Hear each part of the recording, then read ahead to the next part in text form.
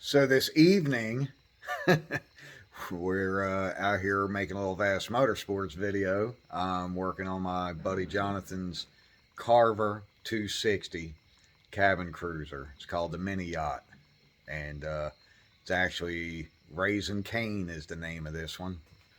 Raisin Cane, and she's set up with a Bravo 3 dual prop. And it's taking on some water. We went out today, and it is nighttime right now. It's only 8 o'clock, but it's dark already. So anyway, I just wanted to go ahead and get the outdrive off tonight. That way I could be set up for tomorrow, so I can try to get the bellows and stuff knocked out and the shift cable bellow, because the following day it's going to rain, and as you can see, it's a very big boat, so it won't fit in the shop. And I'm setting up my cherry picker. What I do is I take a ratchet strap and I just more or less use the hook. I'm not using any ratchet mechanism. I just want the hook hanging on the end here. And there is a hole right here on the outdrive. I hook it through so I can pick it up, because these outdrives are pretty heavy. And I just don't feel like hurting my back. So anyway, it's a whole lot easier to do it that way. So what I'm doing is I'm going to get it set up. I'm going around and breaking these. You got 6 balls, 3 on each side. These are 5/8. 3 on this side. I'm going to zip them loose. Taking off the caps right here on the cylinders, on the rams. This one I need a crescent wrench or adjustable wrench real quick to break it loose. These unscrewed by hand, came right off.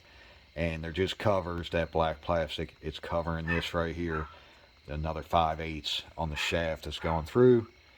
We're going to remove those. Sometimes you have to put a wrench on the one side because the shaft may try to spin, and whichever nut is looser will work its way off. And then just push the shaft through. So let's go ahead and do that. This one I didn't have to undo the speedometer cable because, or the hose I mean, it would normally come down onto the lower unit. But this one has the older style pickup tube, so don't have to worry about that either.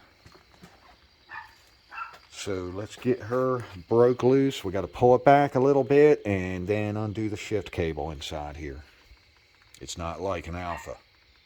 You don't put it in forward on the throttle and then just pull the unit away after you take the nuts off. We're going to have to open it up a little bit, an inch or so, and then I'll show you. You open up a little clip to release the shift cable.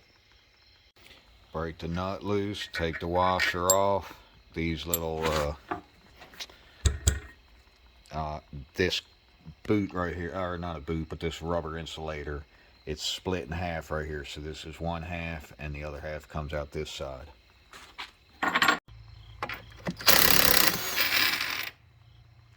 Next, I was just using the extension because that's what I had handy to start popping these off. Go a little bit with each side here. As you can see, just kind of work it off. And there is a washer on the inside. Make sure that doesn't fall out on the ground. Just pull them off and let them come on to the down position like that. You can use a screwdriver, pry bar, whatever you can get your hands on. Extension worked. When you go to remove this pin, make a note of where the spacer is, in the front or in the rear, because this is wallowed out and this spacer will go in the front or the back. So you have to remember, because it changes the pitch of the tilt and trim, and this is the setup for this Bravo 3 on this boat. And you can zip these off. And there is a washer hiding behind it, so make sure you grab the washer. There's only one. Alphas have it on one of the lower ones, and this Bravo has it right here. You can see this metal grounding tab like for electrolysis, and that's going to take the place of the washer on that one stud.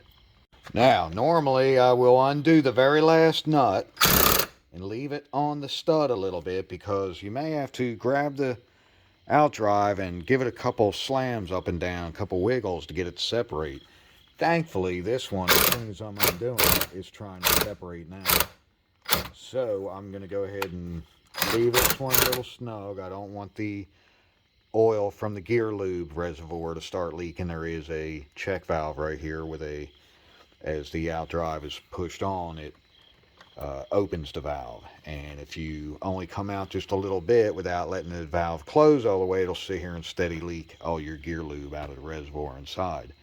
So what I'm going to go, you can go inside and crimp some vice grips on the rubber hose if you'd like. That way it don't empty the whole reservoir. But in all reality, as long as you get this separated quick enough, far enough away from the check valve, then you're good to go.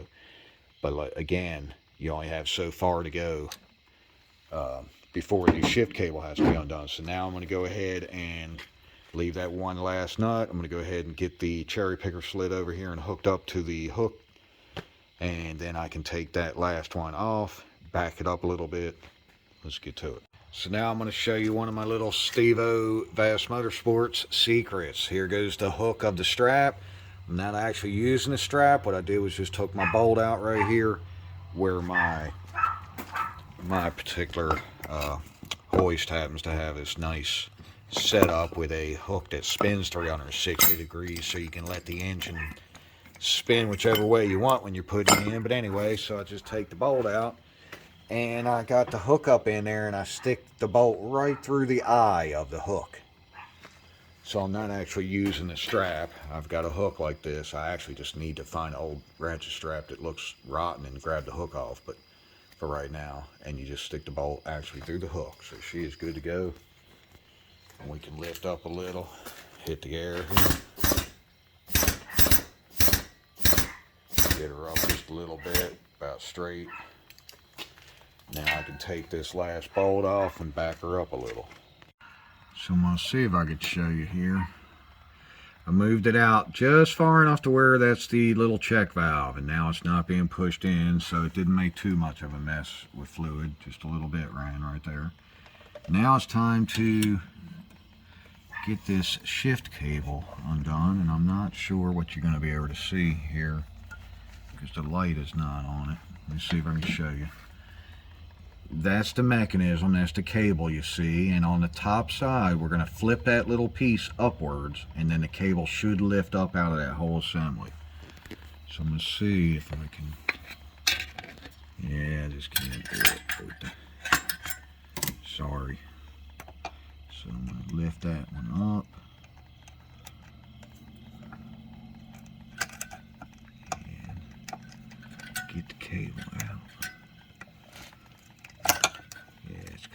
To do with one hand, and there we go.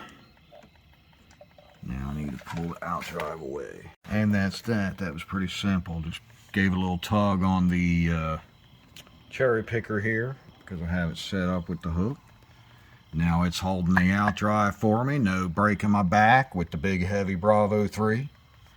And so all you do is you lift up that little lid, and there's a groove cut in here, and the end of this cable slides into there, and then you shut that and it'll lock it in. But we're not going to do that right now. We're going to leave it in the open position. Alright, so one thing I was going to say is, and Jonathan, I know you're watching this, so you're going to get to see this. It's a good thing. So I know the boat is extremely clean. It's like a 96 or a 97, but is in unbelievable condition. And even on the inside, no, I mean, and the gel coat and all the finish, it must have been garage kept or inside most of its life, and definitely wasn't out in the sun and stuff like that. Now, I knew it had undercoating. It come from fresh water up in, I believe, Tennessee, above Knoxville is where we picked it up. And you know, I knew it had the coating on the outdrive, and I even see some, you know, corrosion and stuff happening to the outdrive here. But when I popped it loose, and it came loose so easy, I knew we was in for some good luck there. And I said, you know, I know this boat has been maintained because the engine itself now is so clean. So anyway, I can look at these U-joints and see how nice and clean they are. They do have the grease fittings, so I'm going to go ahead and take advantage of greasing those real good now. Shaft's nice and clean. Come over here to the boat. This boat was taking on water pretty bad, so I wanted to check. I know it wasn't making any gimbal bearing noise, and I was thinking in my mind, if it looked good, I probably wouldn't change it because it may not be a cheapie like a lot of these that you get now. So as soon as I look in, I can see people have been greasing it and stuff like that. It's probably a sealed bearing anyway and won't take the grease. That's why it's all squeezed out around it, because you do have the grease port over here on the side. But I can look inside the boot and tell you right now, especially since we was just out on the water today, and that bellow, that is not leaking. That bellow is nice and dry. This whole area right here, the lip, is nice and dry. So this was not where the water was coming in. It's not hurting the gimbal bearing or any of that. That drive bellow is dry. So it doesn't matter about the exhaust bellow. That does not matter. It doesn't even need an exhaust bellow, and it ain't going to take water on inside. So that leaves the little shift bellow is the only one that's left that could be possibly cracked, and it's really hard to see it right now. So let's get to that one and see if we can find something wrong with it. Alright, so I did find one leak.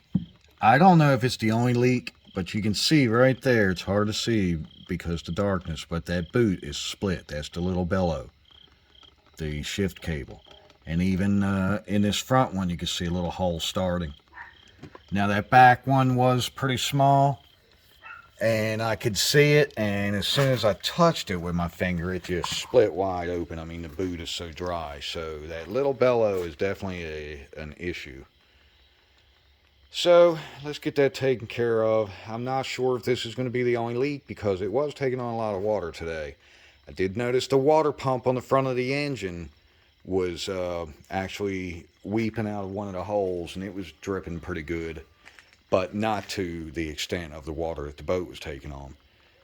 The automatic bilge would kick on about every 10 minutes for about 10 seconds and pump out a stream outside. So it was taking on water pretty good. So, and of course, I got down in the engine bay and couldn't see anything. So that's why I assume we need to start with the bellows first. And I went ahead and ordered a water pump for the front of the block also. So I went ahead and undid the exhaust boot right here, just tilting this up, coming in with an 8mm on the gun here, socket. Over here to do the inside against the boat, you really need to stick a long skinny screwdriver through the hole here, and it'll get you in on the clamp. You can't see it right now. I've already got it undone.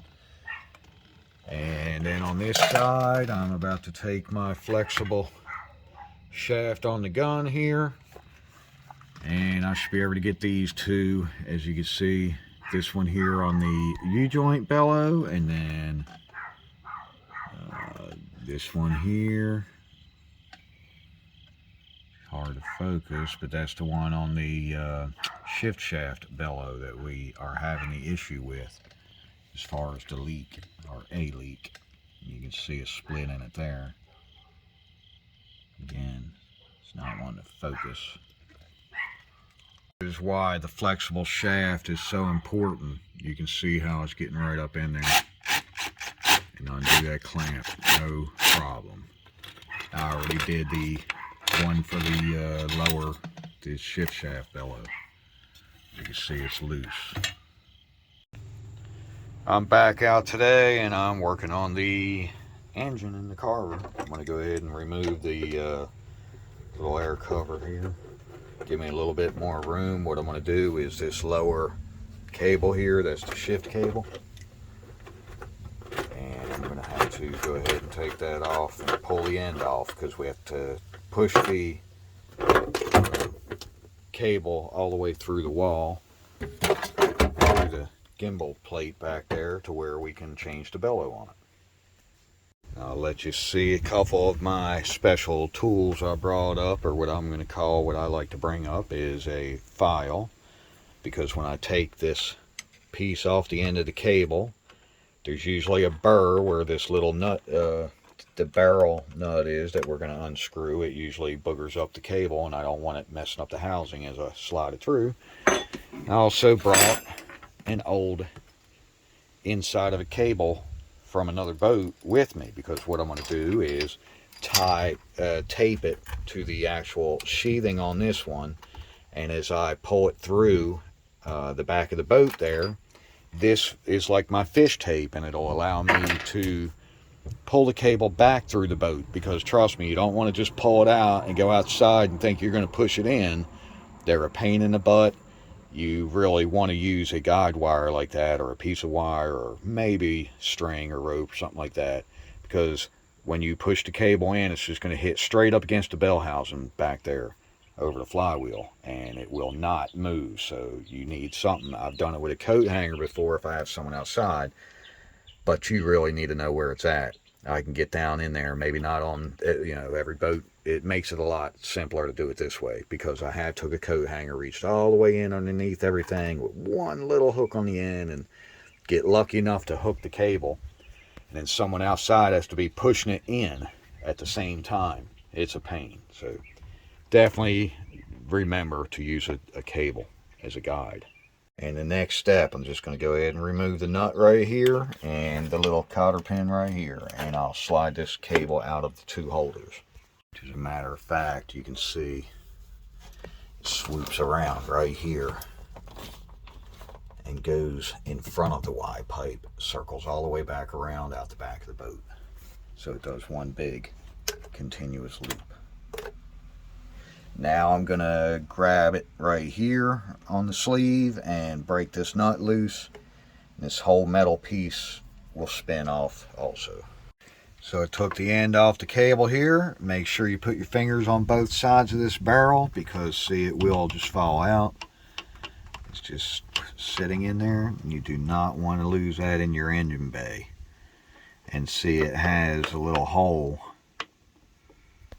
Not sure if you can see the hole there. That's where the cable actually, that hole has to line up with the middle of this shaft here. When you push it in, it's got to be clocked the right direction there to where the cable can slide and fully insert into that and then tighten down. And thankfully, the end of the cable here, I can't feel anything with my fingers. They didn't tighten it down, over tighten it, and burr it. So I don't need the file in this instance. I locked my pliers on and just broke the nut loose. I don't want to turn it a lot, the nut itself. It was just to unlock it. Now I can unscrew this by hand. That way when I go to screw this assembly back on, I stop at the nut, give it a little snug, and then I'll only have to give it minimum adjustment on the barrel there when I'm trying to fine tune the shift. Slide that off, set it out of the way. I'm going to go outside and, well actually I'll just push it through here. Slide my cable through, because the outdrive is off out back, so there's nothing in the way. I can push that down in there. I'm going to grab my used cable, insert it in here just a little bit, and take some electrical tape and wrap it around it. And then that way, when I go outside, the old cable is going to follow the track and act like a fish tape for me to pull it back through later. So I've got the old cable taped to the housing here, and I recommend just go ahead and pull it over here out of the way to where it's got only one bend going out the transom, instead of doing a complete loop all the way around and stuff like that. That way it makes it easier to fish it through. Once you pull it through this way inside the boat, then you can simply route it around the steering shaft or cylinder. Alright, that is one of the biggest pain in the butts, is inside the bellow right there, the little shift bellow. Hard to see from here. There's a little hole going through where the cable goes through, and what happens is some genius from the factory, they put this little plastic crimp around thing, and it's actually in the hole there, and the cable is pretty snug, and it still goes in and out, because as your gimbal goes up and down and you steer the boat, this cable's always moving in and out of that hole. So it's not exactly tight around it. I guess they do it because if the bellow breaks, then it's supposed to maybe slow down the intrusion of water. I'm really not sure why they do it, but anyway, it's hard to get this brass end out, and then especially if you have to put a little tape like this for the guideline. But I worked with it for a while, kind of weakened it with a screwdriver and pushed it in, and then I was able to just jerk this right through it. it doesn't need that when it goes back on. So now I've got my cable pulled through, my guide cable. We're going to leave it right there and undo this tape, and I can slide the bellow off, put my new bellow on.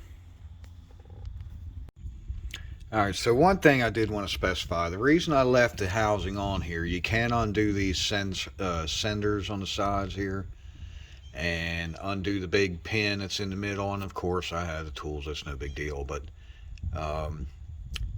it's just these almost always are seized in and gonna strip and break. These sending units are not working anyways, trim gauge not working. It's not what we're worried about right now. And I just don't want to chance these pins being really stuck in this housing, because the way it does have some corrosion and stuff on it, you know, from being in the water all the time. So it's a little trickier to do it this way as far as squeezing the boots in and stuff and not damaging the cable or anything. You don't want to kink it too tight up here, but I've got plenty of experience with these, so I can do it without, you know, that big of a hassle. Makes a little more of a pain in the butt, I'll take it back. So now what I'm doing is the little rubber hose here for the gear lube drive. It was very cracked up. And over here on this side, let's see if I can get this for you. Let's see. We don't, all right. It's hard to see. Dadgummit. Okay. There's the rubber line running up. You can follow that rubber line. And that's a plastic fitting back there. Now, some of the older, this is a 96. It's going to be right on the verge. I hope it's a brass. Matter of fact, I've scratched it enough. I can see it now with the razor. It looks like it is brass. A lot of those are plastic on the newer, you know, probably 99 and up. And they will snap right off. So you have to be very careful and reach up in there and cut it with a razor, put a slit in it, and then pry it off, you know, with a screwdriver or something, split it open even more before you actually try to just grab it and pull it off there. It will break the nipple right off, then you're in for a heap of trouble. So anyway, and again, what's one of your best friends on a boat, I always say? WD-40. So you spray it down with a little WD, let it run in there. Now what I was using is a nice little razor. This is for, like, used to be for inspection stickers back in the day. Get them out of the windshield, but I can reach right up in there with this. You're not going to be able to see it with the camera when I had the light. And I can reach up in there and put a nice slit right in the hose. I've seen it open up. So I'm about to take the screwdriver and, like I said, stick it in, open the crack a little bit more in the hose, and then pull the hose directly off. This side over here is always a brass fitting. That's not that big of a deal. I put a slit in it, used some big needle nose, and actually pulled it off. That side you're okay. I've got the old hose out, and as I said, it was looking pretty rough. And it's hard as a rock too. Doesn't have any bend and give hardly. This is the new hose, very flexible. So I'll measure it, get as close as I can. I think I'm going to make it a hair longer. That one was a little bit on the short side, on the tight side. If that would have been a plastic nipple on the back, on the gimbal side, on the transom side, it would have snapped it off already. It's a good thing it's brass. But anyway, so I'll cut the hose, put two simple little tie straps on them. That's about all they need. So I pretty much took the new boot, squeezed as good as I can, hold this up, and got it worked up in there. I left a little bit of a gap here because I'm going to have to fish the clamp on now on the inside there. This one I got to get it all the way inside there and on that inside of the boot, the back side up against the actual transom back here. So when you're installing the boot, it does have these flats. Only on this last one, you can see these are all round. It's got a flat on both sides. You want to make sure those are at like the 3 and 9 o'clock positions. You want them up and down, because you've got that fat water hose over here on this side, and at the very back there it gives you a little bit of room, and over here you've got the gear lube. So it just kind of, I always set them straight up and down on the sides. Okay, so I got the upper clamp or the inside clamp on this upper boot, the bellow. It's nice and tight. Again, that's where this thing really comes in handy, these flexible joints. So that one's snug. I'm not going to do this in here yet, the ring, because I have the gimbal turned to give me a little more room still to work with the cable. But next, what I want to do is go ahead and get my gear lube hose up on the brass fitting inside here. I'm not going to show that because that's pretty simple. Got the brass nipple right back here. Put the little tie wrap on it and pull it tight. Then I'm going to work on getting a little shift bellow on the shift cable. So I normally just take some wide blade pliers like this and sit here and knead the end back and forth. Just usually turn it a little bit and keep doing it and get it on the end and pinch it and stuff. And I'm just getting that end worked because that's a pretty tight hole to be trying to fit over that brass fitting that's on the end of the shift cable, because it's already designed to fit nice and tight around just the housing right here. So I'm gonna put the phone down to keep working this thing for a minute, get it warmed up and looser, and then slide it on. I'll probably use a little WD. Got the boot slid all the way up on there on the cable. I've got the old cable running through the boat coming out and taped to the housing here, so now I'm going to be able to feed it on through, and it may actually guide me without having to go inside and pull it. I'm not sure if I'll get that lucky or not, but let's see. Yeah, it might. Yeah, there she goes. All right, so that's the wonders of using that cable on the inside when you pull it out, because if not, I would have been hitting the bell housing the first couple inches. As soon as it went in, it would have went straight to it. Okay, so I very carefully fed the cable back through the gimbal, or the transom piece there on the housing, and now the bellow can be pushed up onto the ledge there, and I'll get that cleaned a little bit better, but pretty much just put it up on there and put the clamp on and get her clamped down. So I did tighten down that inner clamp there. So now I've got the gimbal is turned this way still, all the way port, and I'm going to lift this all the way up, and I'm going to stretch the little bellow now. I'm going to slide it up the cable here to where it's pretty far, but I don't want to stretch it too much, and everything is turned and all the way up tilted. That way I know it'll never go any farther than that. So I'm going to get it right up under its limit and stop and put the little bitty clamp on. Just put this little clamp around it and crimp it with some pliers. Alright, so I have the adapter for the end of my alignment shaft, and it holds the ring that's going to go inside the boot here on the gimbal, on this upper U-joint bellow, and hold it into place. So what we do is slide this on here, put this up in here, and now I need to line it up and take Big Mama there and give her a couple smacks and send her home. So now I've got it seated in the ring, and now that boot is locked front and back. The shift bellow down here, the little one, is locked front and back. The gear lube hose is on good. This water line I did not change because luckily I can still squeeze it. I don't see any cracks on it. And I'm not gonna lie, this is a pain in the butt on the Bravos. If you have any issue up in there trying to change that inside, it's not like an Alpha where you have a fitting sticking out. You can cut the hose, pull it off, put the new hose. This one goes in through the gimbal with another assembly on the inside that's bolted to it and sandwiching, and it is a pain in the butt, so we're not going to mess with that. And luckily, like I said, it's in good shape. So we've gotten everything straight here. Next is the lower, I'm going to do the exhaust boot. Some of them have just a slip-on style boot that's not making any connection when you lift up the outdrive a little, but I'm not going to use that on this because it's a cabin cruiser. I'm going to use the full boot similar to this that actually makes the exhaust come out through the props, because I've noticed, I experimented with my cabin cruiser, the Maxim 2400 that's on the other side of the Sea-Ray.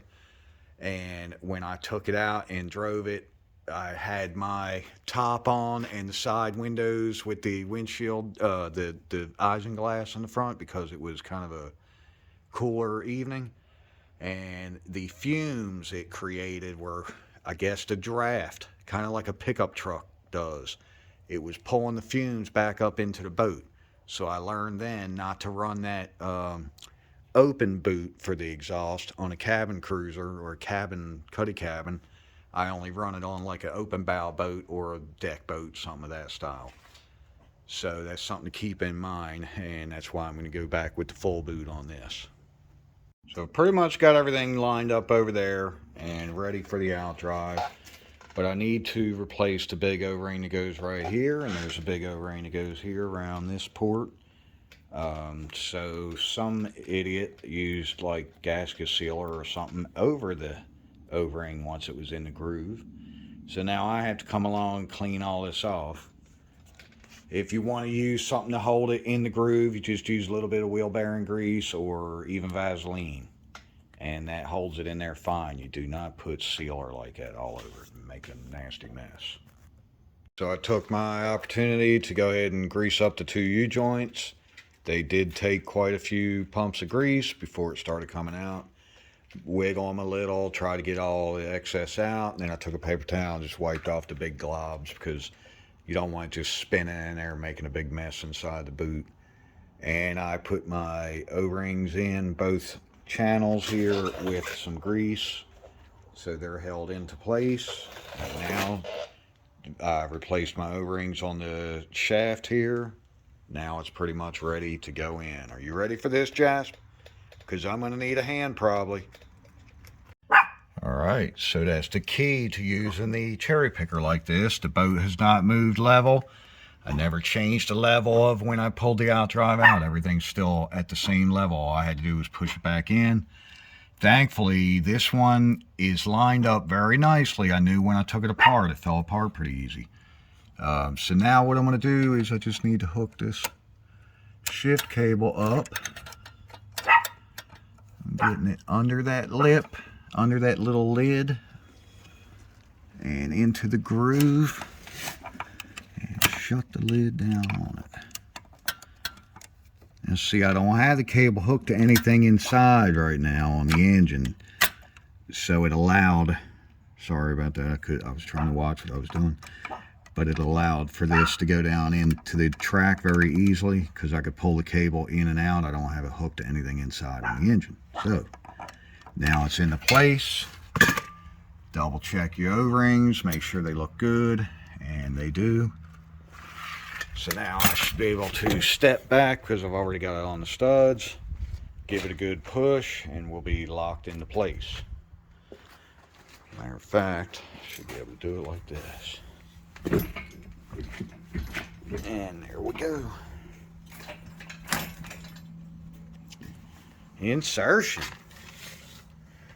Now don't forget your little washers on these, except for the one here that has the ring on it, the grounding ring. And I'm running them all down. Got them good and snug. And now I'll go around with a ratchet and make sure that they are nice and snug the way I need them. I let down my lift, took the weight off. Now I can pull this out and undo the hook. Next, I went ahead and laid my cylinders up here and just started these bolts so that it just won't fall off the cylinder off the shaft. Now I need to pick the outdrive up a little bit. What happened was yesterday I wasn't fast enough pulling it out, and I let go, and the weight of the outdrive went down, and this one was still stuck on the shaft, so pushed it in while this one come out. So today what I'll do is I'll raise it up to the higher one, drop it through, the weight will go down, and when I get it lined up, I'll push it right on through. Do not forget the thin washers with the big hole. They're going to go on the inside here. So this is one thing I recommend when you're going to work on your boat. I happen to have some real nice wooden ramps cut, but I recommend trying to back it up onto something so you can let the outdrive all the way down and have it in a in the correct angle without hitting the skeg on the ground. It just gives you a lot more room, and even gives you a little better room to work on, like the bellows and stuff. You don't have to always sit on the ground.